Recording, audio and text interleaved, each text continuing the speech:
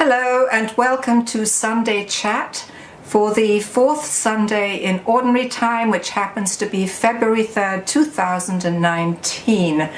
And our readings for this coming Sunday are interesting in that they bring together prophecy and love. And one might ask, well, what is the connection? In fact, at first glance, one might imagine that perhaps those who compiled the liturgical readings made a mistake, or else a happy error. But they do belong together, and I'd like to explain why. At least I think they belong together.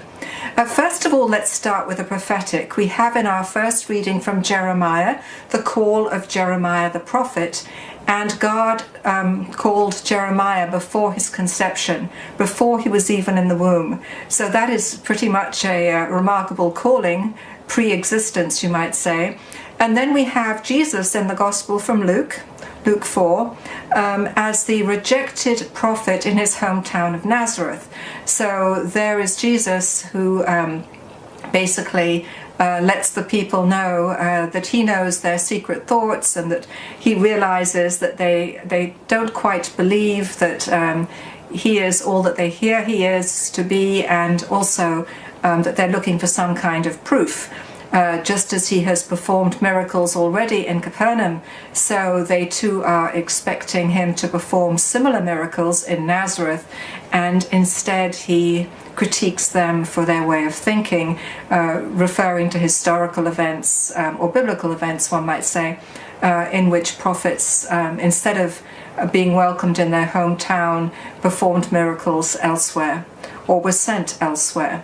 So then we have, in the middle of these two prophetic texts, we have the wonderful Pauline treatise on love, in which St. Paul presents the way of love that we know so well.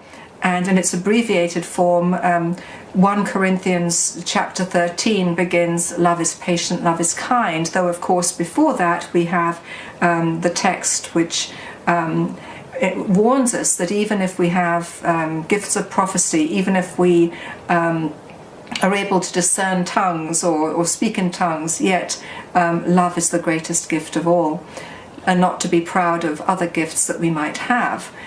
So again, how do we relate the texts? Again, I want to begin with the prophets, and to do so I'm going to be drawing on Abraham Heschel's book, Volume 1, The Prophets.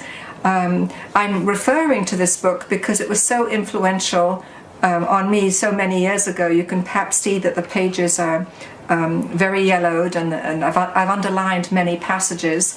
I'm not sure anymore what is my thinking and what is Heschel's thinking, so I'm just going to attribute it all to Heschel, and if I falsely attribute something, then please know that it's goodwill on my part, and not an attempt to put words into Heschel's mouth that may not have been there.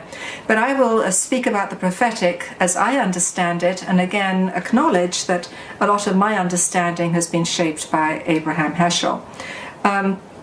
In the first place, the prophet is somebody who loves, which might sound interesting, because when we think of the prophetic, we often think of prophets railing and screaming at the people, or telling them of the dire doom that's about to fall upon them. And yes, the prophets do that, but they speak always from the position of love. And they speak from the position of God's love for humanity and their own personal love for humanity. They represent God and they represent humanity. And if I'm not mistaken, Heschel said something to the effect that the prophet holds God and humanity in a single thought. That basically the prophet is caught between the two, between being human and representing the divine. And so the prophet's interests are to bring the two together, to reconcile the human and the divine, and to bring God's compassion and love, even while he, the prophet, or she, the prophet, may be screaming and railing about doom to come and punishment to come. So then the prophet is somebody who loves and speaks out of love. And the prophet is also somebody in love with God. The prophet is one who understands the pathos of God, that God is indeed capable of suffering, and the infidelity of the people, the wayward actions of the people, the crimes of the people, the mistreatment of the poor, all these strike the divine heart in ways that are painful and cruel. And I think from the refrain from the prophet Isaiah, where God says, "My people, O my people, what have I done to thee? Or what more could I have done for you?" And so then we have the pathos of God coming through then these prophetic texts in a way that's pretty powerful. So the prophet then is in love with God and in love with humanity, and as such speaks for both.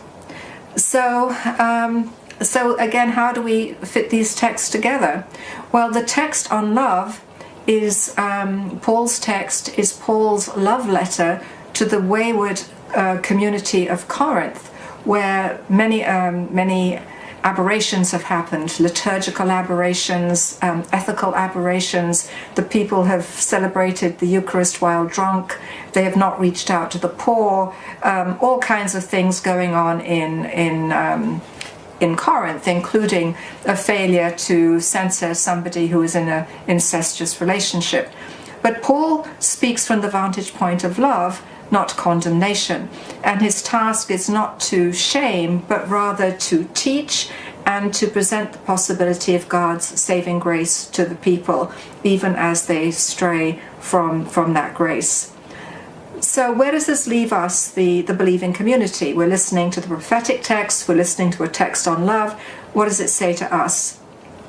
Well, in the first place, all of us are called to be prophets. This is a cliche these days, but it's a cliche with truth, because our understanding of baptism since the Second Vatican Council in the 1960s was that baptism is to anoint all people as priests, prophets, and kings, regardless of whether they end up being ordained or not, that every Christian by baptism is ordained as a prophet. And so all of us then are called to be prophetic, and this means speaking out in love. Speaking out in love when it may be unpopular to do so. I think back to the Gulf War, when people who opposed the Gulf War were accused of being unpatriotic. The same thing happened when people opposed the war in Iraq under George W. Bush. And the reason for that war in Iraq was supposedly the discovery of weapons of mass destruction, which actually never existed. And those who spoke out and protested against this war were basically again labeled as unpatriotic. And so then anyone who spoke out against this war was basically treated as a traitor, as being unpatriotic, as being against the American flag, against American values. And there were real attacks on anyone who spoke out against this reality. And yet those who did speak out were the prophets. So we have then the idea that each of us is called to speak out in love, whether it's critiquing the government for a war that's unpopular or unjustified, or whether it's people, members of the church, who speak out against paedophilia in the church, and those who initially did so in the very first days when the paedophilia began coming to light. In the 1990s, if I'm not mistaken, I think it was that far back when the first cases were being discussed in the news, that anyone who came forward as a victim or to file a complaint was treated as a heretic, as anti-religion, as anti-God, and the victims were doubly victimized. So rather than being listened to, they were greeted with condemnation for speaking their truth. So that again is an example of the prophetic voice being silenced, even though those who spoke out did so in love of the church, love of justice, love of wanting an end to practices which would harm future children in the church.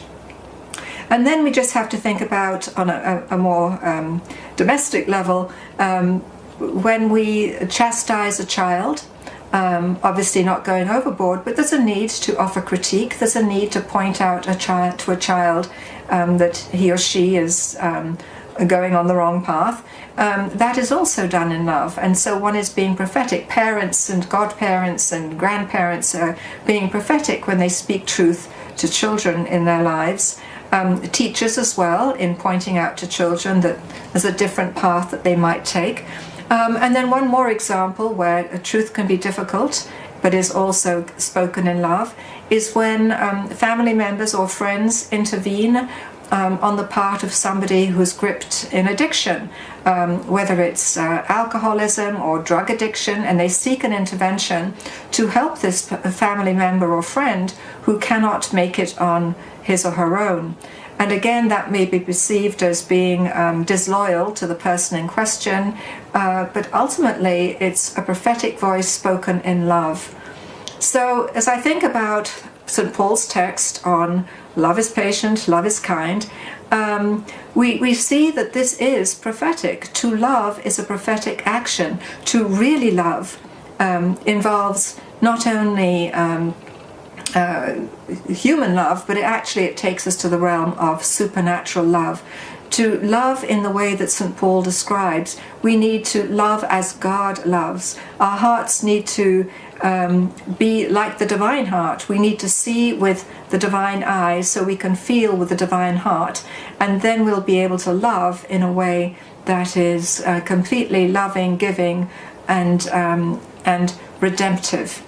So that's my take on love and prophecy. I hope I've made a good case, thanks to Abraham Heschel and whatever I remember from his wonderful book, The Prophets, Volume 1. And I hope that these thoughts will carry you into the next week. So checking out from a very cold Chicago, where we're in the middle of a polar vortex, this is Sunday Chat for yet another week.